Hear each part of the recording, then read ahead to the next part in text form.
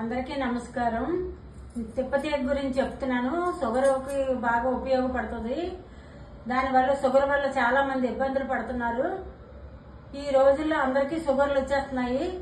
ఈ ఇంగ్లీష్ మందులు కాకుండా ఈ తెలుగు మందుల వల్ల మంచిదనేసి ఉద్దేశం మీద మేము వాడుతున్నాము. మీకు అందరికీ కూడా ఉపయోగపడుతుందని నేను ఈ తిప్పతీగను వాడుతున్నాము. ఈ తిప్పతీగ ఈ రకంగా ఉంటది.